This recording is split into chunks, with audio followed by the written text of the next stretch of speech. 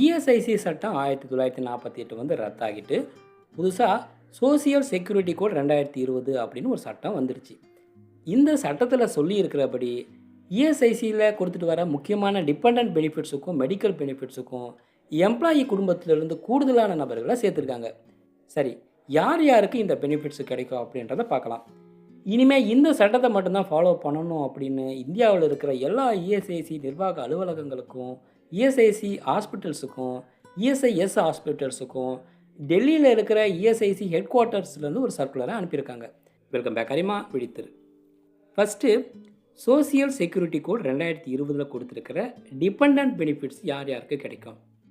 Dependent யார் யார் அப்படின்னா, ஒன்று, செக்ஷன் 2 சப்செக்ஷன் 24 சப் கிளாஸ் ஏ படி டிபெண்டன்ட் யார் யார் அப்படின்னா, இறந்தவருடைய மனைவி, 25 வயசுக்குள்ளே இருக்கிற திருமணமாகாத மகன் அல்லது திருமணமாகாத மகள், அடுத்து 25 வயசுக்குள்ளே இருக்கிற திருமணமாகாத வளர்ப்பு மகன் அல்லது திருமணமாகாத வளர்ப்பு மகள், அடுத்து விதவை தாய். பழைய ஆர்டரில் பார்த்தீங்கன்னா 18 வயசு தான் இருந்துச்சு. இப்போ செக்ஷன் 2 சப்செக்ஷன் 24 சப் கிளாஸ் ஏல அதை 25 மாற்றிட்டாங்க. அடுத்து 2, சப் கிளாஸ் பி படி 18 வயசுக்கு மேலே இருக்கிற உடல் அளவிலோ மனதளவிலோ வேலை செய்ய முடியாத நிலையில் இருக்கிற மகன் அல்லது மகள். 3, சப் கிளாஸ் சி படி எம்ப்ளாயி இறக்குற நேரத்தில் ஓரளவுக்கு இவரோட வருமானத்தையே சார்ந்து இருக்கிறவங்களா இருந்தாலும் சரி, முழுக்க முழுக்க இவரோட வருமானத்தையே சார்ந்து இருக்கிறவங்களா இருந்தாலும் சரி, அவங்களும் டிபெண்டன்ட் தான்.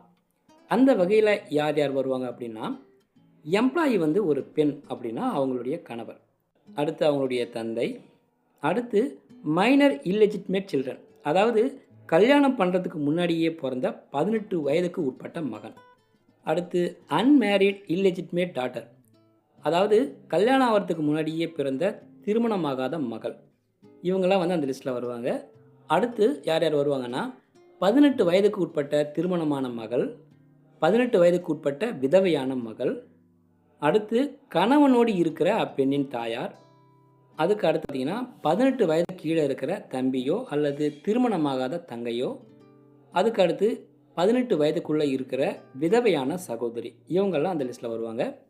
இதுவே எம்ப்ளாயியுடைய மகனுக்கு வந்து கல்யாணம் ஆகி மகன் வந்து இறந்துட்டார் அப்படின்னா விதவையான மருமகளும் இந்த லிஸ்ட்டில் வந்துடுவாங்க.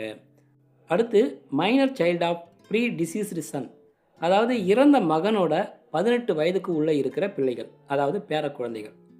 அதுக்கு அடுத்து predeceased daughters minor child.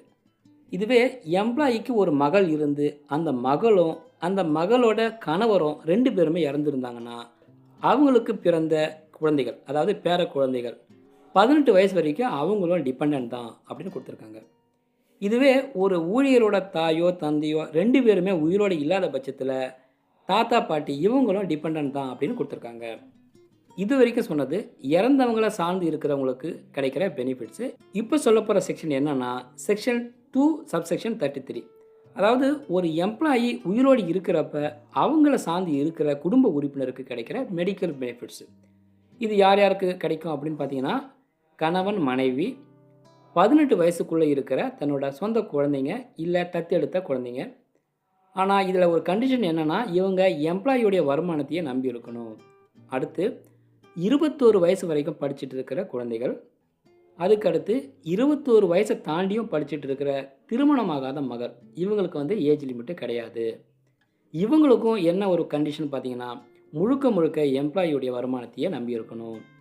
அடுத்து உடம்பு சரியில்லாமல் மனநலக்குறைவால் வேலை செய்ய முடியாத நிலையில் இருக்கிற குழந்தை.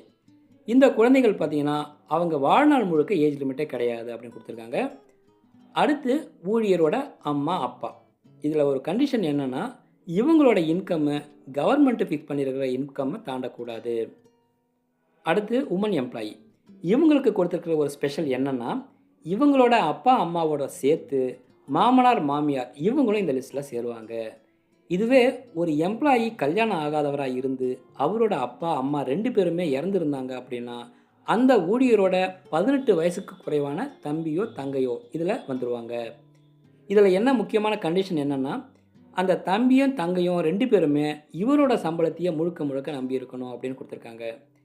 இதிலிருந்து மெடிக்கல் பெனிஃபிட்ஸு அப்புறம் டிபெண்டன்ட் பெனிஃபிட்ஸ் யார் யாருக்கு கிடைக்கும் அப்படின்றது உங்களுக்கு தெளிவாக புரிஞ்சிருக்கும் அப்படின்னு நம்புகிறேன். இந்த பதிவு உங்களுக்கு பிடிச்சிருந்தால் லைக் பண்ணுங்கள், சேனலை சப்ஸ்கிரைப் பண்ணுங்கள். மீண்டும் பயனுள்ள அடுத்த பதிவு சந்திப்போம். நன்றி, வணக்கம்.